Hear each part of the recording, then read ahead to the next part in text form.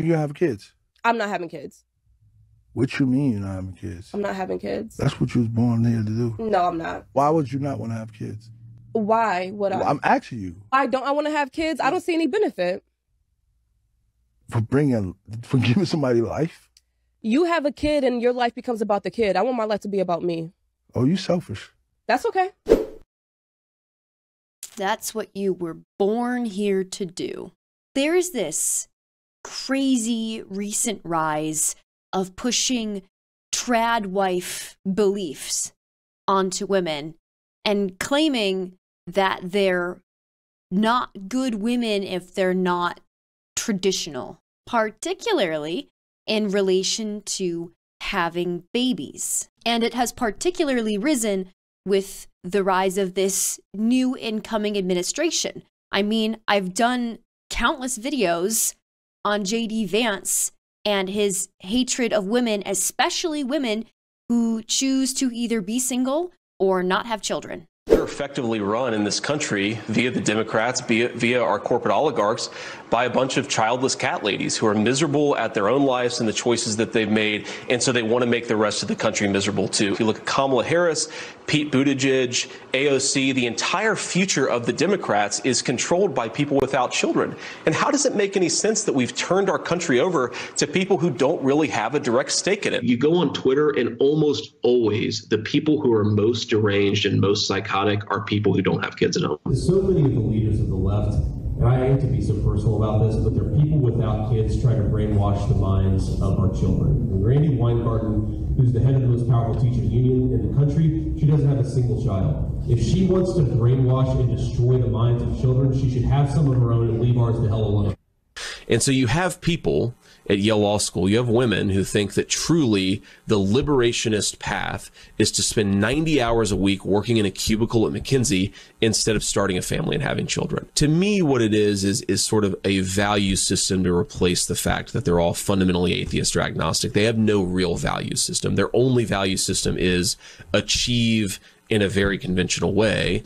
I do love the inclusion of Pete Buttigieg as a miserable childless cat lady. I also really like that if you're not a Christian with kids, you have no value system.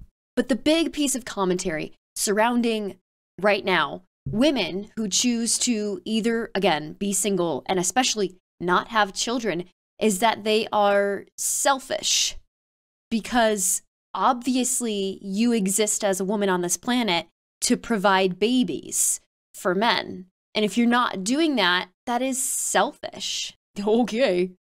I guess I'm selfish. I'll be selfish. You want to call me selfish? That's fine.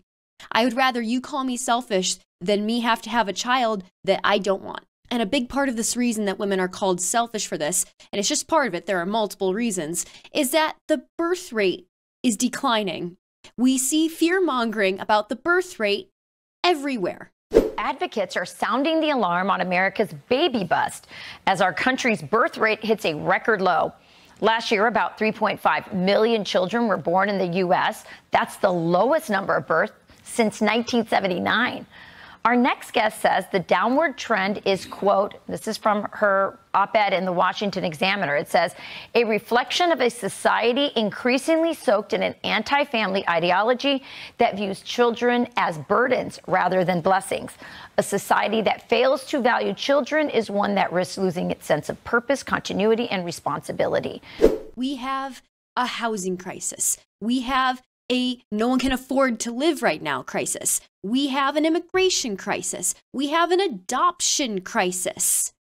And yet, you want the birth rate to be higher? 3.5 million babies is still a lot of babies.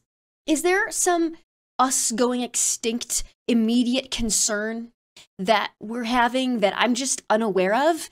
Because to me, it seems like we have so many people that we're having trouble housing them all, providing food for them all, providing health care for them all. We can't even get people to adopt the children that are put into foster care. So what is the big, scary, fear-mongering thing about the declining birth rate? If anything, it kind of seems like the way society, we should be having just I'm not saying to totally stop having babies. I think we're really far from that. But we should probably be having a few less babies. This seems like a positive spin for society at this moment. And instead of questioning, okay, people are seeing having kids as a burden these days. Why is that?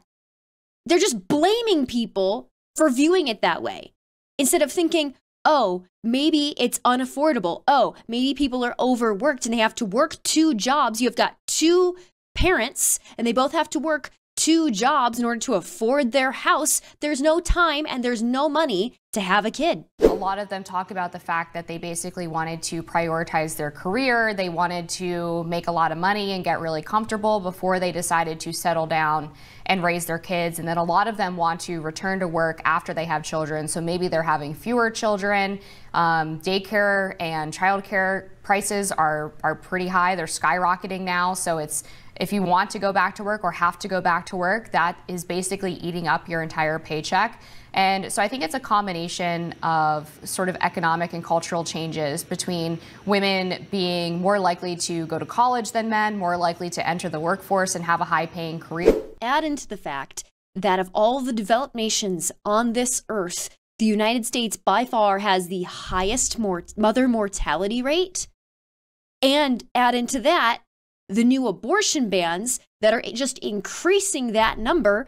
It is incredibly risky, especially in the United States, for a woman to have a baby, especially when you know they won't choose you. They will choose the baby every time. They will choose losing you both over just the mother living. Yes, when polled, men always report that they want children way more than women do. And it's because men having a child and women having a child are 2 completely different experiences in society, both physically and mentally, and honestly socially too. For starters, a lot of people don't know that the US has by far the highest mortality rate of all of the developing nations. And will I even survive giving birth isn't a thought that men even have to have.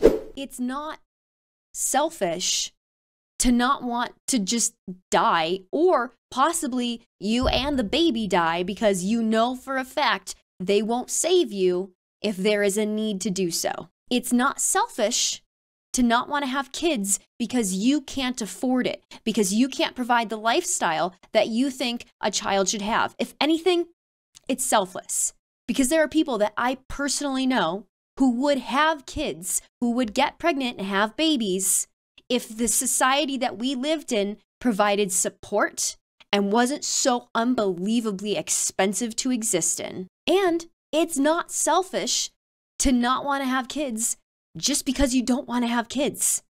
You could have the means and the health access that you need and still not want to have kids.